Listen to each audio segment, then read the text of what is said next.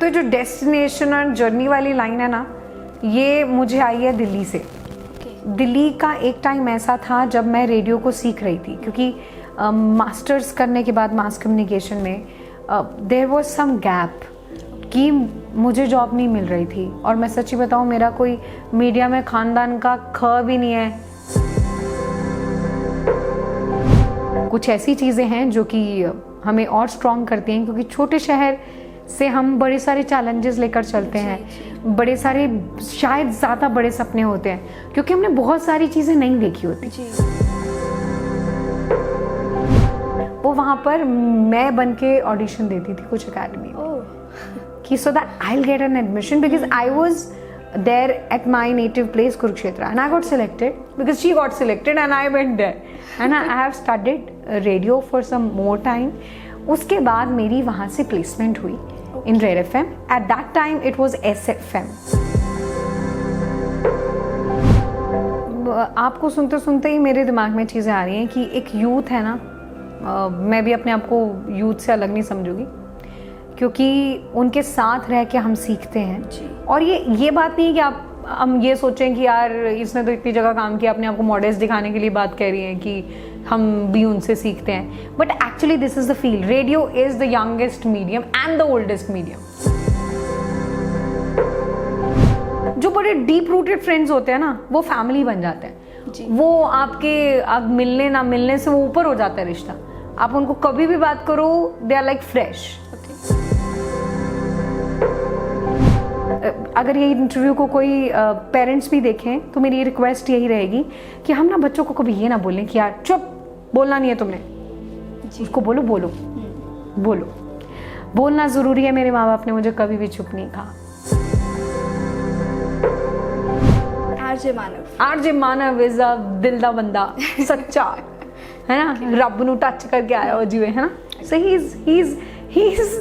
Is not Manav actually, he is something else.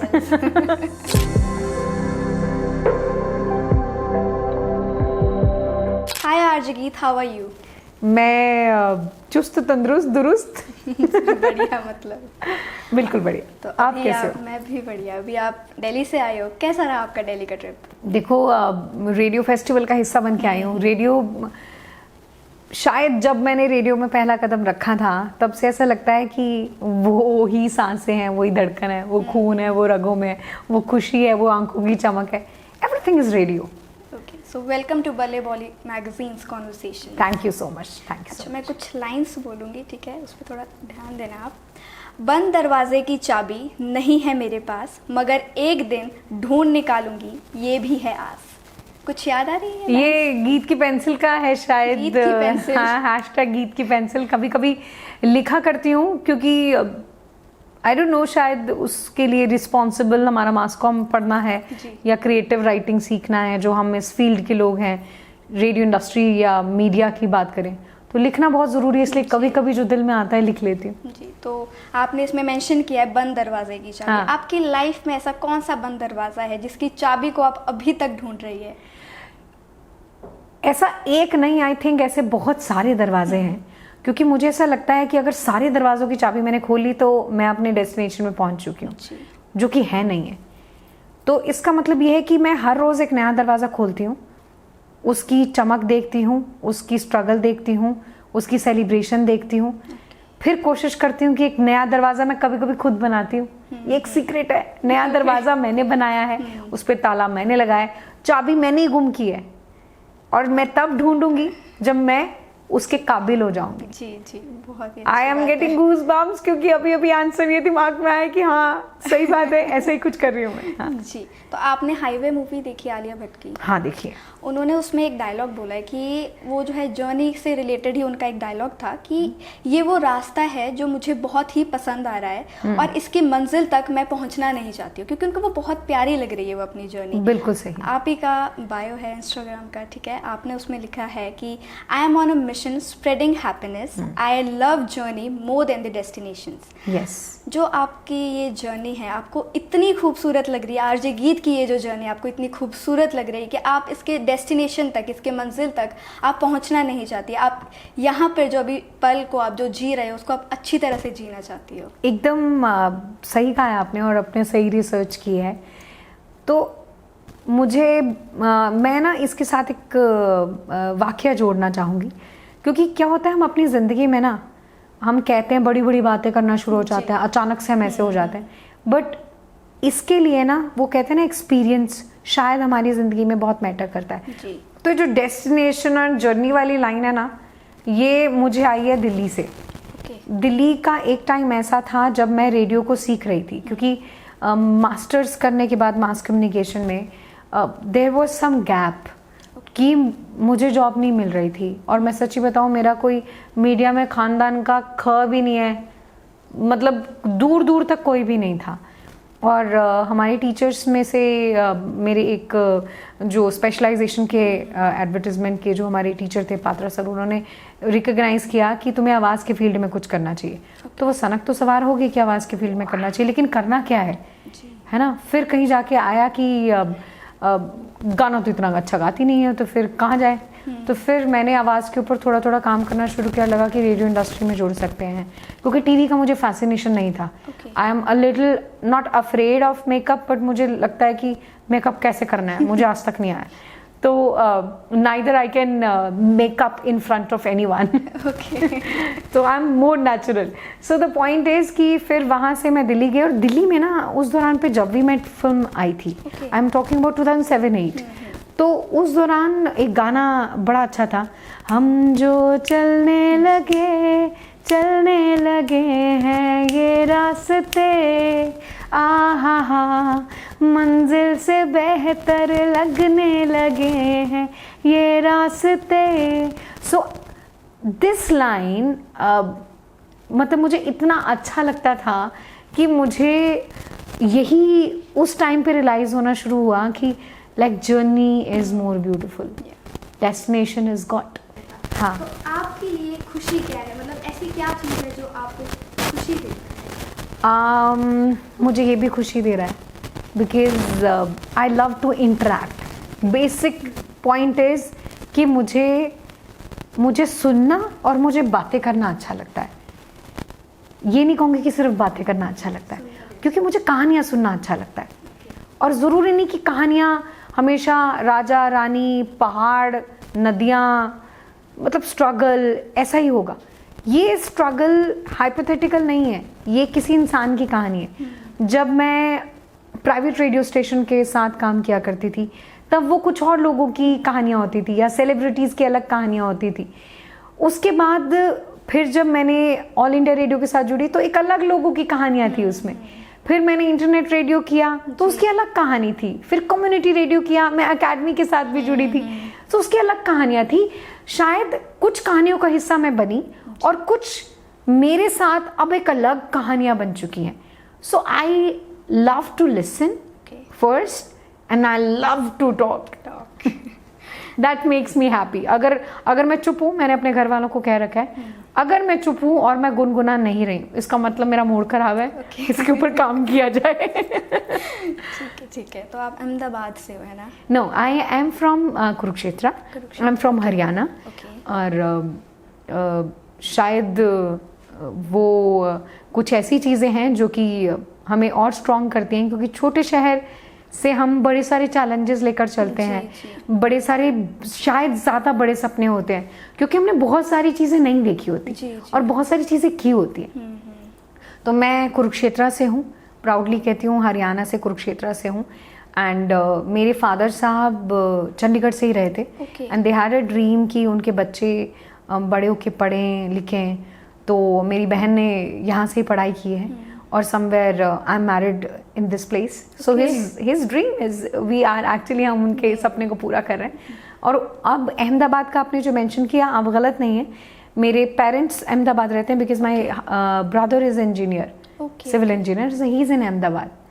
तो हम कह सकते हैं कि वो वहाँ रहते हैं, तो मुझे बड़ा मज़ा आता है। वही ना, जर्नी इज ब्यूटीफुल, तो वहाँ जाओ, दैट्स ब्यूटीफुल। आपकी जो जर्नी की शुरुआत हुई थी वो हाँ जी। रेड एफएम जयपुर से हुई, हाँ जी। है ना। तो एज ए विमेन बहुत से चैलेंजेस होते हैं हमारी लाइफ में, अपने करियर को स्टार्ट करने के लिए बहुत चैलेंजेस होते हैं कि कैसे करें, क्या करें। क्या क्या चैलेंजेस आपकी लाइफ में रहे हैं? देखो पता नहीं उसको चैलेंज बोलें या एक छोटी सी कोशिश माने।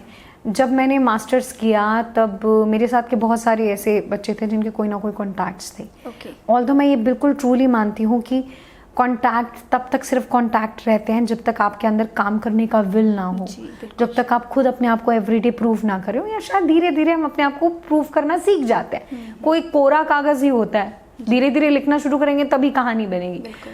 तो मैंने जब मास कॉम किया तब मैं भी बिल्कुल ब्लैंक पेपर थी। ओके। और मीडिया में पढ़ाई कर ली थी लेकिन मीडिया में कोई जानता नहीं था, तो वो शुरुआत हर चीज़ खुद से करनी थी। तो मैं कुछ टाइम के लिए दिल्ली गई, मेरी बड़ी बहन ने मुझे बहुत सपोर्ट किया, उनका नाम गीता है एंड शी इज़ इंजीनियर। देखो दोनों बहन भाई इंजीनियर हैं, मेरे को मीडिया में जाने की क्या फ्रीडम दी है माँ बाप ने। तो वो वहाँ पर एक सीक्रेट है, वो वहाँ पर मैं बन के ऑडिशन देती थी कुछ अकेडमी में ओह।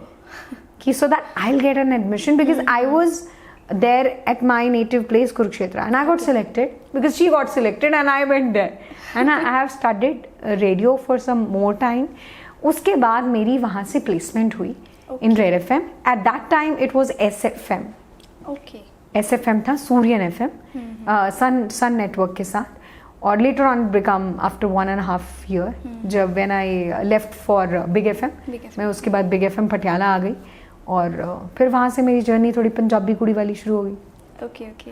तो आपने एज अ मॉर्निंग आरजे भी काम किया है? हाँ जी, मैंने काफ़ी टाइम मॉर्निंग आरजे किया है। शुरुआत मैंने की थी मिड मॉर्निंग के साथ, नहीं सॉरी आफ्टरनून बैंड के साथ। हम तुम का पंगा एक शो आता था कपिल के साथ, तो वहाँ से मैंने सीखना शुरू किया। उसके बाद मैं एस्ट्रोलॉजी पे शो किया, उसके बाद मैंने बिल्कुल अर्ली मॉर्निंग का शो किया, फिर उसके बाद मैंने मॉर्निंग का शो किया। फिर उसके बाद जब मुझे पटियाला में जॉब मिला बिग एफएम में, तब मैंने मॉर्निंग किया 3.5 ईयर। ठीक है। तो होता है ना सुबह सुबह जल्दी उठकर जाना, हाँ। तो बहुत हेक्टिक हो जाता है। सर्दियों में मुझे हर बार लगता था नौकरी छोड़ दूं मैं एवरी सिंगल मॉर्निंग पे। हाँ, तो होता है ना, मतलब हम ठीक है लेट पहुंच गए हैं, हाँ अब जी। ये होता है कि अब बहाना क्या लगाए कि हम लेट क्यों पहुंचे। हाँ। तो आपका कोई ऐसा बहुत ही वियर्ड सा बहाना जो आपने अपने सीनियर्स को बताया हो? वैसे सच्ची बताऊं, मैं मॉर्निंग आरजे बड़ा डिसिप्लिन वाला रही हूँ, चाहे कुछ भी प्रॉब्लम हो। डिफ़ॉल्ट मेरा है कि मैं सीख नहीं पाई शरारत करनी। मुझे समवेयर ऐसा लगता है कि मेरे अंदर एक बहुत बड़ी कमी है जो मैं अपनी चेंज करना चाहूँगी। हाँ, एक ही खराब आदत है मेरी, अगर मैंने एक छुट्टी ले ली ना तो मेरा एक से पेट नहीं भरता, फिर मैं दूसरी के लिए ज़रूर बहाना मारती हूँ। जो भी रीज़न है उसको टू भी कंटिन्यू करके, चाहे दर्द है, चाहे फंक्शन है, और चाहे कोई भी रीज़न है, बट मेरा एक छुट्टी से दिल नहीं भरता। जी। अगर मुझे एक छुट्टी किसने दी तो मैंने और लेनी है। ठीक है। तो जैसे आपने बताया कि आपने बहुत से प्रेस्टिजियस ऑर्गेनाइजेशंस के साथ काम हाँ किया, जी। माई एफएम, बिग एफएम। अभी इस टाइम पर आप चंडीगढ़ यूनिवर्सिटी मतलब स्टेशन हेड हो, वहाँ पे आप पंजाब रेडियो 90 रेडियो पंजाब की, हाँ जी, है ना। तो वहाँ पर जो है यूथ के साथ कनेक्ट करना एक अपने आप में एक टास्क होता है, क्योंकि हमें एक ऐसा कंटेंट क्रिएट करना पड़ता है हाँ जी। जिससे यूथ जो है अट्रैक्ट हो, उसमें वो थोड़ा इन्वॉल्व हो। तो वो कैसा आप मतलब कैसे कंटेंट आप क्रिएट करते हो? आपको सुनते सुनते ही मेरे दिमाग में चीज़ें आ रही हैं कि एक यूथ है ना, मैं भी अपने आप को यूथ से अलग नहीं समझूंगी, क्योंकि उनके साथ रह के हम सीखते हैं जी। और ये बात नहीं है कि हम ये सोचें कि यार इसने तो इतनी जगह काम किया, अपने आप को मॉडेस्ट दिखाने के लिए बात कह रही हैं कि हम भी उनसे सीखते हैं। But actually this is the field, radio is the youngest medium and the oldest medium. Okay. वो पुरानों के लिए भी है, वो नयों के लिए भी है। सो अगर मैं नए को उसका चैप्टर उसकी सुनूंगी नहीं, आई थिंक नयों के लिए ज़रूरी है उनको फ्रीडम देना, जो मैंने अपनी टीम के साथ किया। मैंने उनको कोड ऑफ कंडक्ट जो हमें पता है कि रेडियो के हैं, हमने सेक्युलर रहना है, हमने जेंडर बायस नहीं होना, हमने दूसरे को रिस्पेक्ट देनी है, हमने लिसनर की इज्जत करनी है, हमने ग्राउंड लेवल पे काम करना है, ये बेसिक सिखाने के बाद उनको फ्रीडम दे देनी चाहिए। Now you do it as per, आप देख रहे हो कि आप पृथ्वी है, धरती है ना, धरती में हमारे पास कितनी सारी फ्रीडम है, हम कहीं भी जा सकते हैं, घूमने ट्रैवल करते हैं, बट उसकी एक धुरी है, वो उसका डिसिप्लिन है। सो डिसिप्लिन है लेकिन अंदरूनी तौर पे पूरी फ्रीडम है। You do it. मैं तो कहती हूँ कि कभी कभी अगर आपको लगता है कि आपका पॉइंट सही है, do argue with me, win me, and then आपकी जीत है। आप हमेशा से ये बिलीव करते हो कि थोड़ी ब्रेक की ज़रूरत होती है अपनी लाइफ में, कुछ चेंज की ज़रूरत होती है? कई बार ऐसा होता है हम अपनी लाइफ में बहुत ज़्यादा मतलब हेक्टिक हो जाती है ना जब चीज़ें, तो हम सोचते हैं कि अब हमें एक ब्रेक चाहिए। तो जब आप वो अपने लिए एक ब्रेक लेते हो तो क्या आप किसी मतलब अपने फैमिली के साथ जाते हो या आप अपने घर पर बैठते हो, किसी वेकेशन पे जाते हो, फ्रेंड्स के साथ जाते हो, क्या करते हो आप? I am a family person. Okay. मैं शुरू से भी, मुझे कहीं भी छुट्टी मिलती है मैं घर की तरफ भागती हूँ। तो अभी अगर पहले की बात की जाए तो माँ बाप भाई बहन, और अब की बात की जाए तो I have a beautiful blessed family where I have another 2 parents like माँ बाप, मेरा पति है बहुत अच्छा, मेरा बेटा है। तो मुझे क्रेविंग रहती है, अभी भी जैसे आपने पूछा था कि आप दिल्ली से आए हो, so I have a craving always. मुझे लगता है ये क्रेविंग मिस नहीं होनी चाहिए, and my craving is to my family. Yes, I love my friends also, but somewhere मुझे इंटरनल हैप्पीनेस मिलती है, क्योंकि मैं कंटेंटेड अंदर से तब होंगी। ब्रेक लेना बहुत ज़रूरी है। मेरा ब्रेक कुछ भी हो सकता है, एक अच्छी नींद भी हो सकती है कि मैं लेट उठ रही हूँ, मेरे लिए मेरा ब्रेक एक अच्छा खाना भी हो सकता है, एक अच्छे डिनर पे जाना। Break could be anything. मेरे लिए ब्रेक कोई मॉनिटरी लेवल या घूमने फिरने जाना है, मुझे बाहर की डेस्टिनेशन देखनी है, हालांकि है वो, लेकिन वो मेरे लिए ब्रेक का एक डेफिनेशन नहीं है। मेरे लिए ब्रेक इज जो मैं रोज कर रही हूँ उससे हटके कुछ भी हो, चाहे मैं ड्राइव पे गाना गा रही हूँ, this is break for me. Okay okay. Geet की पेंसिल से कुछ और लाइंस भी हमारे पास हाँ, है, ठीक कहीं तुम मुझसे ना पूछ लेना, मेरे को याद नहीं है अभी। नहीं मैं नहीं, मुझे पहचान सकती हूँ कि मेरी है। ठीक है।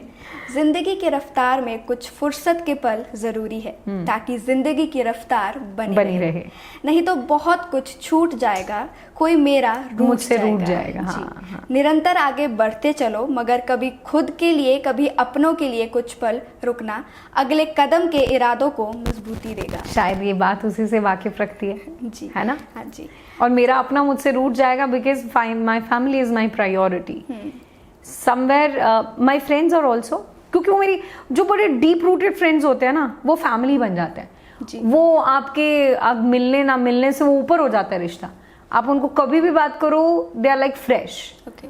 सो it's like for me and relationship is very important. तो कभी ऐसा हुआ है कि आप बहुत ज़्यादा बिजी हो अपनी लाइफ में, हाँ। और आप अपनी फैमिली को, आप अपने बेटे को अपने time नहीं हस्बैंड को, दे- फैमिली, हाँ, टाइम नहीं दे, तो उन्होंने कभी कंप्लेन करी है आपसे? बिल्कुल की है कंप्लेन। मुझे लगता है कि ब्यूटी यही है, अगर कंप्लेन ही नहीं करेंगे लगेगा भाई खामखा हम क्या कर रहे हैं दुनिया में, है ना? क्योंकि कोई आपका वेट करने वाला, कोई आपसे लड़ने वाला होना चाहिए कि कहाँ थे जी, क्यों नहीं आए, मेरे को टाइम नहीं दिया। That makes a life beautiful.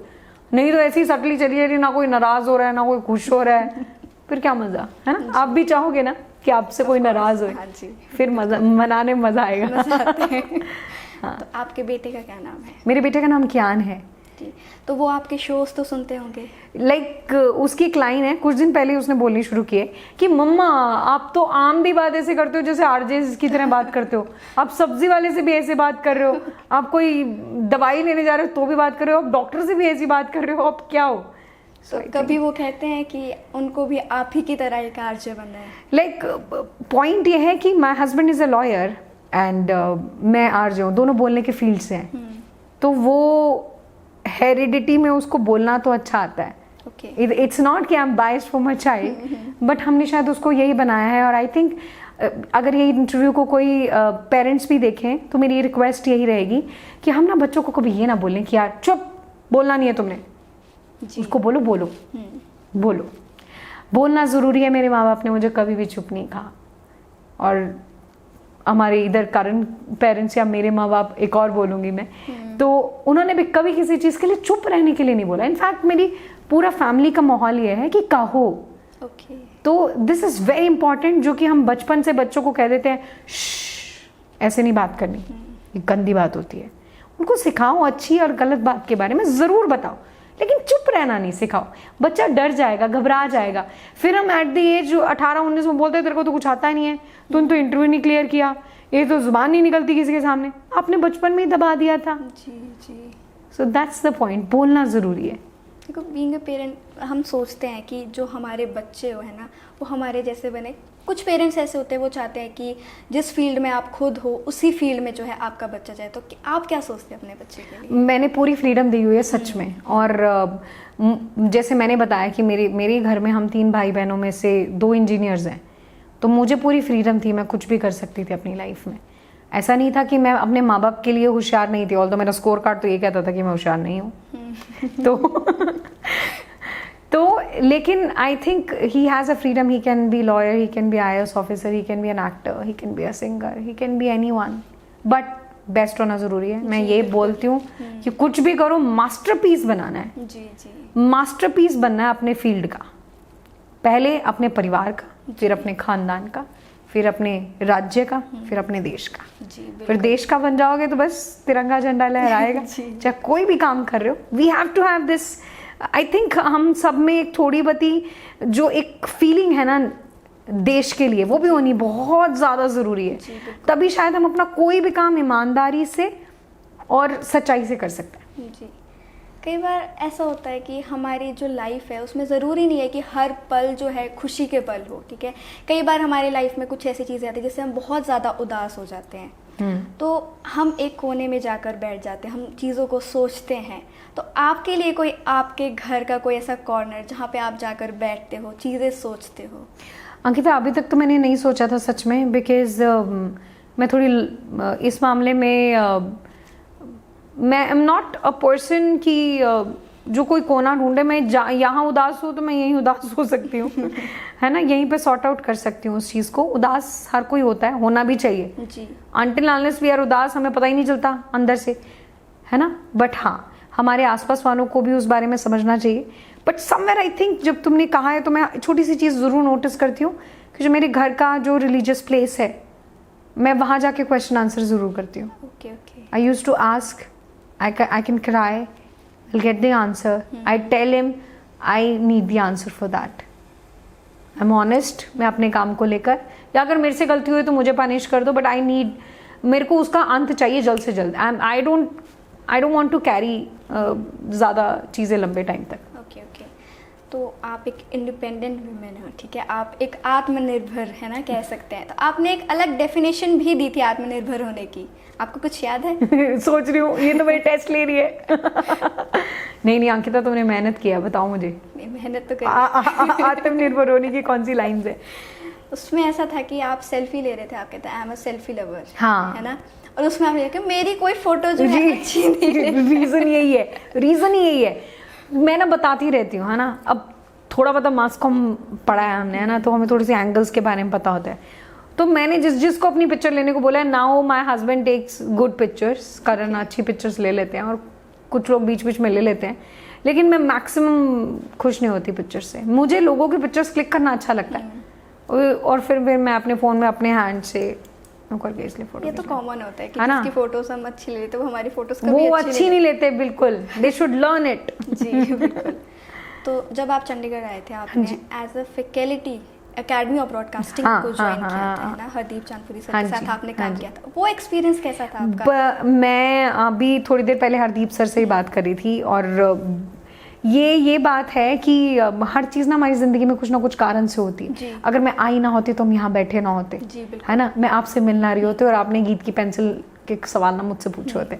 तो एवरीथिंग डिसाइड करती है कुछ ना कुछ, और ये वो टाइम है जब उन्होंने, वो कहते हैं ना कि शायद हम कह सकते हैं कि मुझे टेंशन स्ट्रेस में जाने से रोका हो, क्योंकि पोस्ट जो हमारी प्रेगनेंसी डिप्रेशन होता है, शायद मैंने उसको टच नहीं किया, उसका रीज़न शायद ये बने। मैं इसीलिए कहूँगी क्योंकि मैं बिग एफएम में होती थी, और उसके बाद मैं चंडीगढ़ बिग एफएम में थी एज अ एसोसिएट प्रोड्यूसर। तो आई एट दैट टाइम मैं फैमिली वे पे थी, मेरा फिर बच्चा हुआ, मेरा बेटा हुआ, फिर उसके बाद मैं 6-7 महीने से कुछ नहीं कर रही थी। आई थिंक 3-4 मंथ से कुछ नहीं कर रही थी। बट एक आरजे जो हमेशा काम करने का आदी हो, जिसको काम करने में मज़ा आता हो, है ना, बर्डन ना हो जिसके लिए काम, फिर वो काम नहीं कर रहा है। वो काम कर रहा है लेकिन वो अपनी मेंटल सेटिस्फेक्शन के लिए नहीं काम कर रहा, वो इमोशनल, वो फैमिली के लिए बच्चा पालना है, वो चीज़ करनी है, वो बहुत इंपॉर्टेंट है। तो वो उलझा हुआ होता है, स्पेशली फीमेल। आज मैं ये चीज़ आपके साथ शेयर कर रही हूँ, हो सकता है कल आप ये एक्सपीरियंस करें अपनी लाइफ में, तो उससे निकलना बड़ा मुश्किल होता है। So I have a very good friend, बोलूँगी कि एक फैमिली अनदर पर्सन है, हिमांशु को मैंने कॉल किया, he was there with me in big FM Patiala. तो उसको मैंने कॉल किया और उसको मैंने बोला यार कुछ बता यार, मुझे रेडियो से वापस से जुड़ना है, I can do some part time work. He suggested me sir's number, Hardeep sir's number. तो वहाँ से बस बात शुरू हुई और उन्होंने फिर मेरी लाइफ में वो टॉनिक ऐड कर दिया। फिर से वो बात आती है यूथ, बच्चे सीखने वाले। तो वही बात होती थी कि वहाँ हम कुछ यही बातें करते थे कि जब आपके पेरेंट्स ने इन्वेस्ट किया आपके ऊपर और आप कुछ बनना चाहते हो तो उसके लिए कड़ी मेहनत करो। अगर मैं कुछ कर सकती हूँ ना, मैं अगर बिना किसी कांटेक्ट मीडिया में रखे हुए अगर मैं मीडिया में इतने साल सरवाइव कर सकती हूँ, मैं बच्चा होने के बाद वापस आके काम कर सकती हूँ, तो कोई भी कुछ भी कर सकता है यार, कुछ भी कर सकता है कोई भी।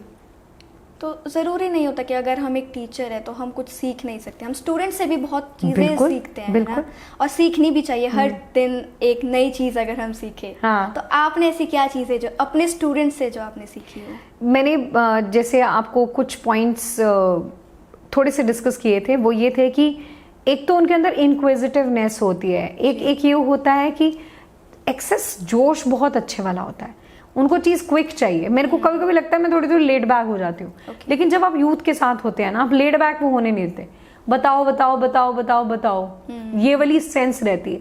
सो ये एक बड़ी अच्छी चीज़ है, क्विक। जो क्विक है ना वो यूथ है, उनको हर चीज़ फटाफट से चाहिए। उनको अगर नेटफ्लिक्स नहीं मिल रहा, उनके पास अमेजन प्राइम है, वो नहीं है तो वो है, वो नहीं तो वो है। सो इट्स मोर क्विक, जो चीज़ मुझे उनसे सीखने को मिलती है। और दूसरा है कि किसी भी चीज़ को करने की एक जो एनर्जी होती है ना, वो बहुत अच्छे लेवल की होती है जी। But they are little confuse now. So एक थोड़ा सा नेगेटिव एस्पेक्ट भी है जिसके ऊपर हम कोशिश करते हैं कि थोड़ा सा एक्सपीरियंस की मरहम लगा दें, क्योंकि वो क्या करें, उनके पास इतनी सारी ऑप्शंस हैं। आज उनके पेरेंट्स कहने के लिए हैं कि इतने सारे चैनल्स हैं, इतने सारे OTT प्लेटफॉर्म हैं, इतने सारे रियलिटी शोज हैं, तुमने कुछ नहीं किया। क्योंकि जब मैं थी तब इतना नहीं होता था। So they have a tough time also. We can not say that कि यूथ के पास बहुत सारी अपॉर्चुनिटीज़ हैं, उनके पास इतनी सारी अपॉर्चुनिटीज़ हैं, लेकिन उससे ज़्यादा उनके दिमाग में कन्फ्यूजन है कि वो किस चीज़ के लिए बने। जी ठीक है। तो जैसे हमने बात करी है अभी कि हमें हर दिन कुछ ना कुछ अलग सीखना चाहिए। जैसे मैं इंटरव्यूज़ लेती हूँ, तो मैं अपने ऊपर अगर बात रखूँ तो मैं हर एक इंटरव्यू से कुछ ना कुछ सीखने की ट्राई करती हूँ। तो एक अच्छा आरजे बनने के लिए हमारे अंदर ऐसी क्या क्या क्वालिटीज़ होनी चाहिए? अच्छा आरजे होने के लिए ना सबसे बढ़िया और इकलौती क्वालिटी है दोस्त बनना चाहिए। When you will become my friend, only then I'll share my heart with you. When you will become a friend, then you will develop a trust point. When an RJ will develop this friendship with the listener, तो listener उससे प्यार कर बैठेगा और फिर वो उसको कभी नहीं छोड़ेगा। वो कहते हैं ना, हमने प्रेप करनी है शो की। एक हमारी रेडियो की ट्रेनिंग के दौरान ही हमने एक बड़ी अच्छी आदत हमें सिखाई गई थी कि अपना प्रोग्राम ऐसे करना है जैसे डेट पर जा रहे हो। You have to be ready, you have to be ready always. तो उस डेट पर जाने के लिए आपको अच्छे से तैयार होकर जाना है, अच्छे से प्रिपेयर करना है। सो वो चीज़ ऐसी है। इसके साथ साथ एक और रंग ऐड कर रही हूँ मैं फ्रेंडशिप का। आई थिंक जब आपका दोस्त अच्छा हो जाता है, कोई पक्का दोस्त बन जाता है, तो उसने कंघी करी है नहीं करी, उसने चप्पल पहनी है, उसने फर्क नहीं पड़ता, अच्छे कपड़े पहने नहीं पहने, आपको उससे प्यार हो चुका होता है। सो यही आपके शो के साथ होता है कि आपने रोज बड़ा अच्छा शो किया, लेकिन अगर आपने 3-4 दिन अच्छा नहीं भी किया ना, तो आपका लिसनर तो आप ही का है ना। बिल्कुल, क्योंकि वो आपसे दोस्ती कर बैठे तो आपको नहीं छोड़ के जाएगा। सो आई थिंक हमने सबसे ज्यादा जो एक पर्सनल अपील होनी चाहिए। मैं जब माय एफएम में होती थी तो मैंने एक लाइन बोला करती थी कि जब मैं प्राइज लोगों को देती थी कि जब ये प्राइज लेने आए तो गीत से मिलकर जरूर जाना। सो दैट्स द लाइन कि आप आ रहे हो ना, I am waiting for you, ऐसे नहीं जाना, मुझसे मिलकर जरूर जाना, to give them importance. It's not कि मैं बहुत बड़ी हूँ, इट्स लाइक कि आप बहुत जरूरी हो, मुझे मिलना अच्छा लगता है आपसे। सो आई थिंक इसी ने रोल प्ले किया, क्योंकि ना मुझे जयपुर में कोई जानता था एडमिशन जब मैंने रेड एफएम में जॉब शुरू की, ना मुझे पटियाला में कोई जानता था, ना मुझे चंडीगढ़ में कोई जानता था।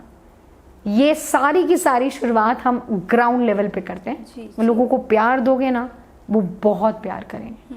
अगर उनको इग्नोर मारोगे तो वो तुम्हें भूल जाएंगे। तो जैसे आपने लिसनर्स की बात करी है ना, हाँ जी। आप ही का एक बहुत ही बड़ा फैन कह सकते हैं, Okay. जिसने आपको एक लेटर दिया था। हाँ, याद है आपको? हाँ, क्या नाम था हाँ, उनका? विशाल। जी। कैसा मोमेंट था वो आपके लिए उस टाइम पर? मेरे को बड़ा अच्छा लगा था क्योंकि वो एक छोटा लेटर नहीं था, वो पुलिंदा था। जी। Actually it was a good bunch, है ना। और मैं उससे 1 या 2 बार मिली हूँ। और एक डिफरेंट लिसनर एंड आरजे का रिलेशनशिप है। He admire, he took me like an elder sister. उसकी शादी का invite, and he is not from Chandigarh, okay. He is from I guess UP. Okay. तो वो यहाँ पढ़ा करता था जब उसने रेडियो सुना, माई एफएम सुना। अब he is there, I think he is there. So ऐसे जुड़ाव होता है। बहुत प्यारे, बड़े प्यारे प्यारे किस्से हैं जो शायद हमने अपने सोशल डिजिटल प्रोफाइल पे डाले भी नहीं है। बहुत सारी फैमिली यूनाइट हुई है, पता है। बहुत सारे मैसेजेस आते थे, आपको समझ नहीं आता था कि उनकी फैमिली इश्यूज में आप कैसे मदद करो। एक husband wife, I will not take the name, husband अलग से आपको फॉलो करता है, आपको रेडियो पे प्राइज लेकर जाता है, वाइफ अलग से जाती है, but they are not staying with each other, and I don't know they are husband wife. And I was doing one show in Karnal. मैं कुछ होस्ट कर रही थी करनाल या हिसार में, माई एफएम का कोई इवेंट था। तो वहाँ पर मुझे उस फैमिली के कुछ लोग मिले जो कि वो दोनों नहीं थे, उनकी भी फैमिली के थे। Okay. मतलब मुझे समझ नहीं आ रहा था। फिर मुझे लगता है कि भगवान किसी ना किसी रीजन से आपको मिलाता है। उनके पेरेंट्स और उनके आगे के कोई भाई मुझसे मिलने आए कि आपको वो दोनों सुनते हैं, उनका नाम ये है, आप उनसे बात करो कि वो इकट्ठे रहें। And I must tell you that उससे पहले उनका एक बच्चा था, now they have another daughter, they are staying together. मुझे गूज बम्स हो रहे हैं। मतलब मैं नहीं कह रही कि हम रीजन बने, शायद भगवान ने कोई रीजन या कोई भी शक्ति आप लगा लो, कोई भी सोल लगा लो, कुछ भी रिलीजियसली मैं बोलूंगी कुछ ना कुछ तो होता है। आप उसको कोई रब, भगवान, खुदा, ईश्वर, कोई भी नाम दे सकते हो। बट ये चीज मुझे आज भी याद करके ऐसा लगता है कि यार कमाल हो गया यार, किसी की जिंदगी बना दी हमने। ऐसे एक लड़का लड़की होते थे, किसी पिक्चर में मैंने कोई किसी इंडस्ट्री में कोई इवेंट किया था, तो उसमें वो फोटो में कहीं मेरे आगे पीछे होगी। वो लड़का उसको कब से फॉलो कर रहा था, मतलब बचपन के वो दोस्त थे या कुछ ऐसी बात थी। तो मैं एक दिन एक और मॉल में इवेंट करी थी, उसने आके मुझे स्पेशली बताया कि इसको मैं आपकी वजह से मिला हूँ। मुझे लगा कैसे भाई, मैं तो नहीं जानती। कोई ये वाली पोस्ट में जो वो लड़की थी मैं उसको ढूंढ रहा था। सो यू डोंट नो कि कितनी, अगेन मैं कहूँगी कहानियाँ जी, कहानियाँ बड़ी प्यारी होती हैं। जी। तो बातें हो गई, अब एक फन सेगमेंट भी करते हैं आप। ओके, ठीक है। I am very bad in that, I am not at all humorous. ठीक है, तो जो मैं आपसे पूछूंगी आपको या तो एक वर्ड या एक सेंटेंस में उसका आंसर ठीक है, देना है, ओके, ठीक है। तो आपके कलीग्स के कुछ नाम लूंगी मैं, आपको उनको डिस्क्राइब करना है एक वर्ड या एक सेंटेंस। ठीक है। आरजे जस्सी। आरजे जस्सी है प्यार हकीकी और प्यार मजाजी सिखाने वाला मुझे।